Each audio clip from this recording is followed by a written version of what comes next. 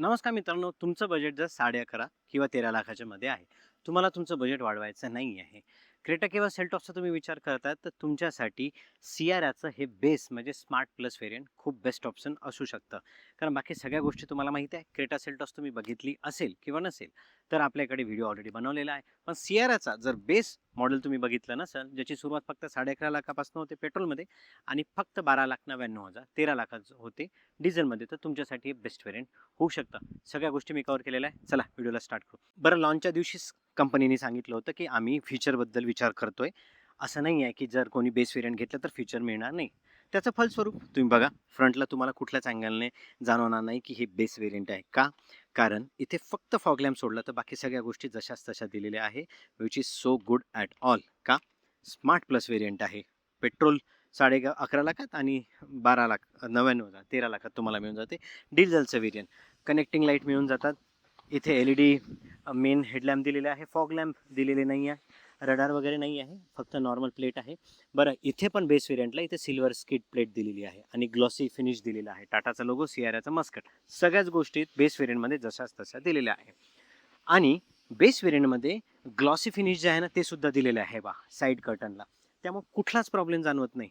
फक्त इथे जर व्हील कॅप लावली जी मिळत नाही, किंवा अलॉय व्हील जर तुम्ही नवीन ॲड केले, तर तुम्हाला टॉप ऑफ द व्हेरियंटचाच फील येणार आहे. कुठलाच प्रॉब्लेम साईड प्रोफाईलमध्ये सुद्धा जाणवत नाही. का बरं? कारण इथे ड्युअल टोन मिळते. हे बघा, हे ड्युअल टोन दिलेलं आहे.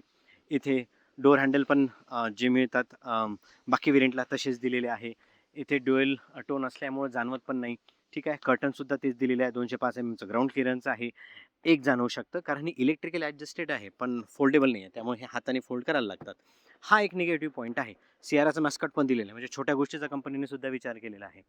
इथे जर तुम्ही नॉर्मल स्किड प्लेट जरी लावली ना, तर साईड प्रोफाईलमध्ये तुम्हाला जाणवणार नाही की टाटा सियाराच्या स्मार्ट प्लस व्हेरियंटमध्ये, ठीक आहे, तुम्हाला कुठले कमी जाणवणार नाही. ठीक आहे. दुसरं म्हणजे फ्रिक्वेन्सी डॅम्पिंग, FDD, हे जे सस्पेन्शन आहे ते तुम्हाला ह्याच्या 2 व्हेरियंट नंतरच मिळतात. बाकी जे सस्पेन्शन आहे ना, ते नॉर्मल सस्पेन्शनच दिलेले आहे. एकदा सस्पेन्शनबद्दल टॉपिक निघालाच तर सांगू. फ्रिक्वेन्सी डॅम्पर्स म्हणजे गाडी ट्रॅक करते सेन्सरवरनं की सिटीमध्ये आहात की तुम्ही हायवेला आहेत. ते कसं ट्रॅक करणार आहात? समजा तुम्ही सिटीमध्ये आहात, तर सिटीमध्ये स्पीड ब्रेकर जास्त असतात, खड्डे वगैरे कन्सिडर आहे की नाही आहे. तर त्यानुसार एक मॅप केलं जातं, स्पीड चेक केल्या जाते आणि त्यानुसार मग ती स्टिफनेस जो आहे ॲब्झॉर्बरचा, तो चेंज होतो. तो थोडा स्मूथ होतो कारण स्पीड ब्रेकर असतात, फॅमिली असते किंवा तुम्ही असता, आणि ते जे कंटिन्युअस स्पीड ब्रेकर असतात ना, तिथे ना तुम्हाला हे जे फ्रिक्वेन्सी डॅम्पर्स जे आहेत ना, ते मदत करतात स्मूथ व्हायला. ठीक आहे. हायवेला काय होतं? हायवेला 70% पर्यंत ते स्टिफनेस जाणवतो आणि स्टर्डीनेस देतो. आता ते पण सेन्सर सेन्स करतात आणि त्यानुसार हे जे डॅम्पर्स आहेत, सस्पेन्शनचे ॲब्झॉर्बर आहे आणि बोर ट्रॅव्हलिंग आहे, ते चेंज होऊन जातं. म्हणजे ते स्टिफ स्टिफ साईडला जातात. थोडे स्टिफनेस आला की स्टर्डीनेस येतो. जो सॉफ्टनेस तुम्हाला सिटी ट्रॅफिकमध्ये मिळून जातो, तो इथे नाही आहे. हे FDD फंक्शनबद्दल बोलतो मी. कंपनीने खूप हायलाईट केलेलं आहे. इथे डिफॉगर वायपर वॉशर नाही आहे आणि शार्क फिन अँटिनासुद्धा दिसणार नाही. नॉर्मल अँटिना दिलेला आहे. कॅमेरा नाही आहे. इथे तुम्हाला सेन्सर दिलेले आहेत. बाकी बघू शकता इथे दुसरा कुठला बदल नाही आहे, पण ह्या गोष्टी नाहीच आहे. इथे कर्टन बघू शकता, क्लॅडिंग बघू शकता, सिल्वर कलर दिलेला आहे. तिथे कंपनीने कुठला विचार केलेला नाही आहे, कारण बाहेरून असाही फरक जाणवणार नाही. अच्छा, एक असू शकतं की इथे तुम्हाला ते बटन नाही आहे, कारण ते टॉप ऑफ द व्हेरियंटमध्येच गेस्चर कंट्रोल मिळून जाईल. 60-40 स्प्लिट नाही आहे, पूर्णच खाली ही पाडायला लागेल सीट. इथे पंचर किट दिलेली आहे. का दिलेली आहे? कारण इथे ना स्पेअर व्हील दिले नाही. हो, बेस व्हेरियंटमध्ये स्पेअर व्हील दिलेला नाही आहे. फिट अँड फिनिश चांगला आहे. स्पीकर वगैरे तर नाहीच आहे, कारण म्युझिक सिस्टमच नाही आहे. ठीक आहे.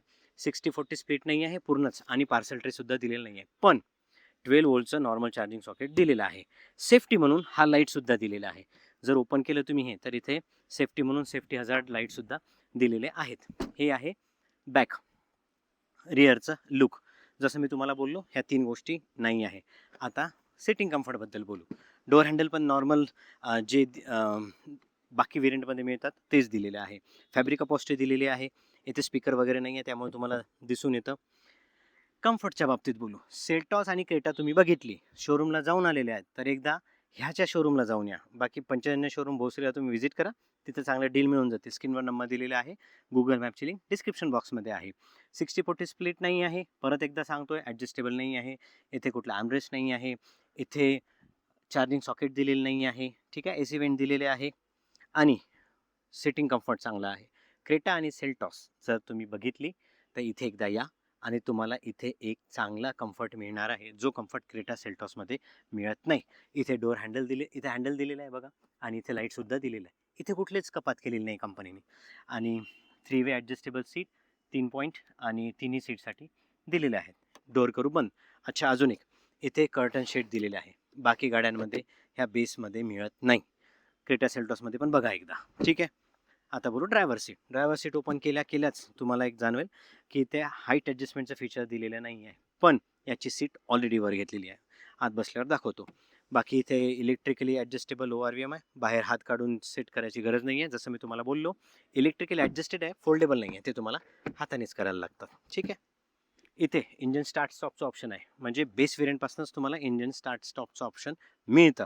बाकी ते कुठलेही कंट्रोल दिलेले नाही आहे. आता तुम्हाला बसून दाखवतो. हे बघा, सीटवर बसलं की तुम्हाला कमांडिंग पोझिशन दिसते बघा. हे एक्झॅक्ट आय लाईन आहे म्हणजे, त्यामुळे तुम्हाला तो त्रास जाणवणार नाही की हाईट ॲडजस्टमेंटचं फीचर नाही आहे. महत्त्वाचं की बेस व्हेरियंटपासूनच इथे टिल्ट आणि टेलिस्कोपिकचं ऑप्शन दिलेला आहे. हा एक विचार केलेला आहे, म्हणजे तुमच्या डोक्यात जर काही हाईटबद्दलच्या शंका असतील किंवा तुम्हाला सवय नाही आहे तर हे एक चांगलं ऑप्शन आहे. महत्त्वाची कमी इथे म्युझिक सिस्टम नाही आहे, कॅमेरा नाही आहे. तो तुम्ही ॲड करू शकता, नक्कीच तो प्रॉब्लेम सॉल्व्ह होईल. इथे नॉर्मल तुम्हाला डिस्प्ले दिलेला आहे. बाकी ट्रिप ए ट्रिप बी बाकी सगळ्या गोष्टी तुम्हाला मिळून जातील. डिजिटल दिलेलं आहे, खूपच असं लो क्वालिटी वाटत नाही बेस व्हेरियंट जरी असलं तरी. स्टेअरिंग व्हील बघा, ह्यात पण काही प्रॉब्लेम नाही आहे. बाकी इथे म्युझिक सिस्टम नाही म्हणून इथे तुम्हाला कंट्रोल मिळत नाही. म्युझिक सिस्टम तुम्ही घेतला तर इथं कंट्रोल येऊन जातील, ठीक आहे. फ्लॅट बॉटम आहे. इथे सिल्वर कलरचा एलिमेंटसुद्धा दिलेला आहे. इथे कुठल्या कंपनीने कमी केलेली नाही आहे. IRVM आहे, हां, हा एक बेसिक आहे, इथे तुम्हाला मिळणार नाही. इथे एक चांगलं फीचर आहे, जे एक्सटेन्शन इथं मिळतं ना, हे बघा, हे जे एक्सटेन्शन मिळतं, हे एक्सटेन्शन मिळतं, हे बघा, हे एक्सटेन्शन हे बेस व्हेरियंटपासून आहे. जिथे सेफ्टीचे कन्सर्न आहे ना, तिथे टाटा स्वतःच विचार करते, आपल्याला विचार करायची गरज नाही आहे. आणि म्हणूनच ग्लोबल एनकॅपमध्ये असो की BN एनकॅप, भारत एनकॅपमध्ये असो, गाडीला चांगलीच रेटिंग मिळालेली आहे. इथे बसून सुद्धा सीट ॲडजस्टमेंटचं फीचरची मला गरज वाटत नाही, कारण सीट ऑलरेडी वर घेतलेली आहे, ठीक आहे. बाकी ते सगळे डिजिटल कंट्रोल आहे, मॅन्युअल कंट्रोल, फॅनची स्पीड आणि टेम्परेचर गेज तुम्ही मॅन्युअली बघू शकता. इथे थोडी जागा दिलेली आहे आणि मोठ्या म्हणजे वरच्या व्हेरियंटमध्ये जिथे 65 वॅट किंवा 45 वॅटचं चार्जिंग मिळून जातं, ज्यात लॅपटॉप चार्ज होतो, इथे एक नॉर्मलच दिलेलं आहे.